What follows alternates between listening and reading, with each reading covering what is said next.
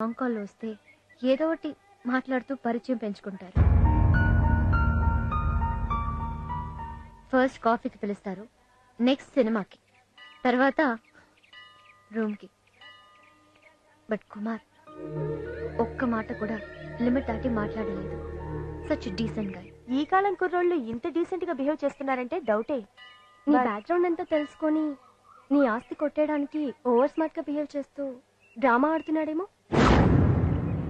ఒకవేళ మీరు అన్నట్టు కుమార్ నాతో మాట్లాడినవన్నీ అబద్ధాలు అయ్యుంటే, అతని బిహేవియర్ డ్రామా అయ్యుంటే, ఆ దేవుడి సాక్షిగా చెప్తున్నాను, అతన్ని నమ్మిన పాపానికి ఆత్మహత్య చేసుకుంటాను.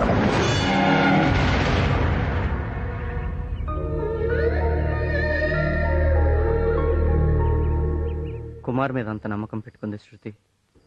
ఆ తర్వాత తన మ్యారేజ్ ప్రపోజల్ తెస్తే తను డిసప్పాయింట్ అవ్వకుండా ఉండడం కోసం పాజిటివ్గా మాట్లాడాను. ఒకరోజు వాళ్ళ ఇంటికి ఇన్వైట్ చేసింది. వాళ్ళ ఇంటికి ఇన్వైట్ చేస్తే మీ డాడీ వచ్చాక వస్తానని పోస్ట్ పోన్ చేశాను. కుమార్గా ఎప్పటికీ నేను తనను కలవలేను. కలిస్తే కుమార్ అజయ్ ఒక్కడే అని తనకు తెలిసిపోతుంది. నిజం తెలిసిన మరుక్షణం తన ప్రాణాలతో ఉండదు. నేను కావాలని లాక్ చేశాను అనుకుంటుంది. అందుకే కుమార్గా దూరం అయ్యి అజయ్గా దగ్గర అవ్వాలనుకున్నాను. ఎంబీఏ ఎగ్జామ్స్ దగ్గరకు వస్తున్నాయని చెప్పి ప్రిపేర్ అవ్వాలని ఫోన్లో కుమార్గా మాట్లాడటం తగ్గించి అజయ్గా ఎక్కువసార్లు కలవడం మొదలుపెట్టాను. అడగగానే కాఫీ డేకి రావడం, నవ్వుతూ మాట్లాడడం, నా పాటను మెచ్చుకోవడం, నాకు గిఫ్ట్లు ఇవ్వడం, ఇవన్నీ చూసి శృతికి నా మీద ఇష్టం ఉందని, ఇదే మంచి టైం అని ఐ లవ్ యూ చెప్పాను. అజయ్ గా నువ్వు ఐ లవ్ యూ చెప్తే చీకొట్టింది, కుమార్ గా నీకే ఐ లవ్ యూ చెప్పింది. అంటే కళ్ళెదురుగా ఉన్న నువ్వు అక్కర్లేదు, కానీ మాటలో వినబడే నీ ప్రేమ మాత్రం కావాలి. ఏం ప్రేమలరా మీవి. శంకరన్న, అలా అనకు. శృతి లేకపోతే నేను బతకలేనన్నా, చచ్చిపోతానన్నా. ఏంటి, చదువు వదిలేసి ప్రేమలో పడి ఇప్పటికే ఒక తప్పు చేశావు. ఇప్పుడు చచ్చి ఇంకో తప్పు చేయాలనుకుంటున్నావా? చచ్చి ఏం సాధిస్తావురా? ఒరేయ్, నిన్ను నమ్ముకుని మీ అమ్మా నాన్న ఉన్నారు. పిల్లలు పెద్దవాళ్ళు అవుతుంటే తల్లిదండ్రులు ఏమని కోరుకుంటారు తెలుసా? నా కొడుకు ఎదుగుతున్నాడు, ఇంజనీరో డాక్టరో అయ్యి మమ్మల్ని ఉద్ధరిస్తాడని ఎదురు చూస్తుంటారా? చస్తాడంట, చస్తాడు. రే అజయ్, ప్రేమ అనేది అవసరమే గాని ఆక్సిజన్ కాదురా. అది లేకపోతే చచ్చిపోం. జరిగిందేదో జరిగిపోయింది. ఇంతకాలం ప్రేమ గీమ అంటూ బాధ్యతలు లేకుండా బలాదూరు తిరిగావు. ఇకనైనా బుద్ధిగా చదువు. లేదు ఆ అమ్మాయే కావాలనుకుంటే పోతావురా, పోతావు. అరే, లవ్వు గివ్వు పక్కన పెట్టి చక్కగా చదువుకోరా. నా మాట విను. శంకరన్న, ఐఏఎస్ గారు అబ్బాయి చెప్పండి, 20,000 కాలేజ్ ఫీజు డ్యూ ఉందని నోటీస్ బోర్డులో పెట్టారు. విన్నావుగా? ఆ ఫీజు ఏదో కట్టేసి ఇక మీద మాటలు మొబైల్స్ మూట కట్టి మూలం పడి. ఇక బుద్ధిగా ఉంటాను, ఆ అమ్మాయితో మాట్లాడినని నాకు మాట ఇవ్వు.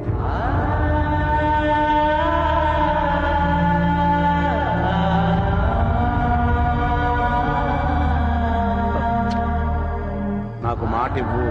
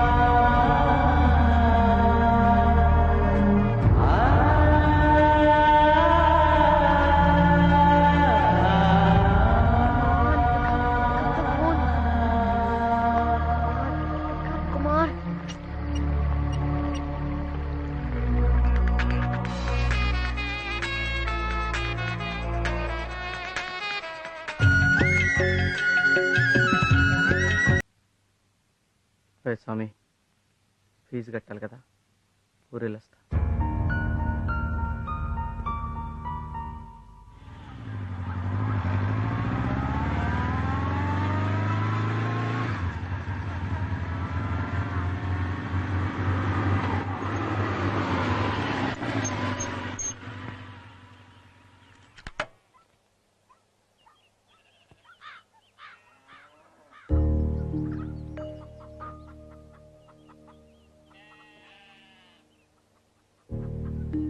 మా మా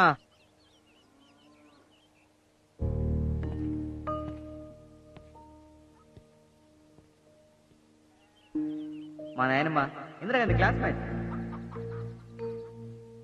అవ్వా అవ్వా. ఎవరు? నేను నీ మనవణ్ణి. అజయ్య. ఏమే అజయ్ వచ్చాడు చూడు.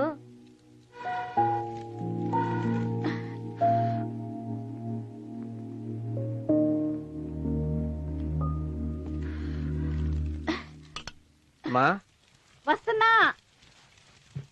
మా అజయ్ నాన్న, అమ్మా. అదేంటో చెప్ప పెట్టుకుంటూ వచ్చేసా? అవ్. పక్కింటి తిరుపతికి ఫోన్ చేసి ఉండొచ్చు కదా. అంటే ఫోన్ లేరా? అమ్మా, అందరూ కాలేజీకి బండి మీద వస్తున్నారు, నేను మాత్రం నడిచి వెళ్తున్నాను అని అంటుండేవాడు కదరా. అందుకే నేను మీ నాన్న బండి ఎడ్లు అమ్మేసి నీకు డబ్బులు పంపించాం. బండి కొనుక్కున్నావా నాయనా? ఆహా. దాని మీదనే వచ్చానమ్మా. అవునా?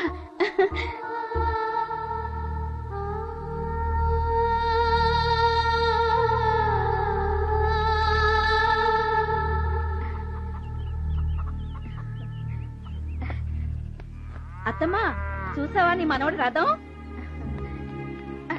ఒరేసి నువ్వు ఇలారా, పొలంలో పెద్ద ఆయన ఉన్నాడు, అజయ్ వచ్చాడని చెప్పి రమ్మను.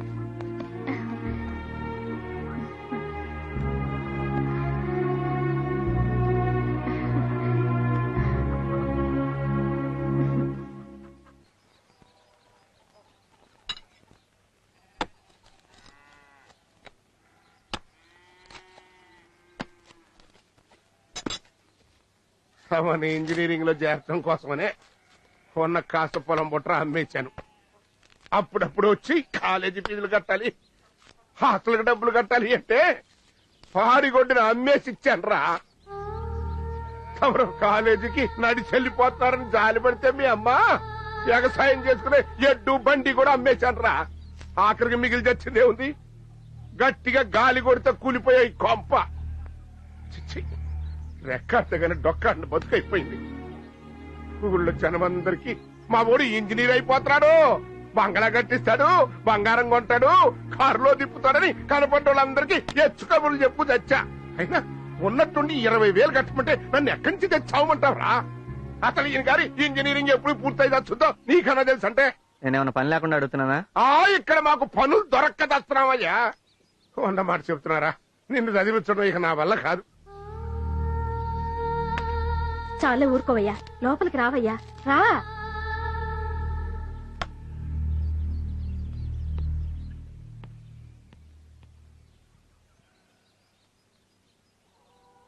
ఏంటయ్యా ఇది? చదువుకునే పిల్లాడికి మన కష్టాలన్నీ చెప్తే అది చదువెట్ట సాగుద్ది చెప్పు.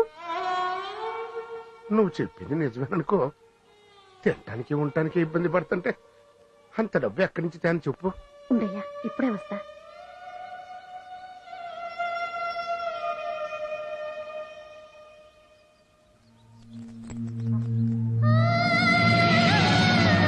ఈ తాళంటే ఇంకేం ఆలోచించకయ్యా, నా బిడ్డ చదివి ఇంజనీర్ అయ్యాక ఇలాంటివి 100 కొనిస్తాడయ్యా. ఇదమ్మే డబ్బులు పట్టరాయ్యా, ఇల్లయ్యా. మన బిడ్డకి మన కష్టాలు తెలియకూడదయ్యా. ఇల్లయ్యా, ఇల్లయ్యా, ఇల్లు.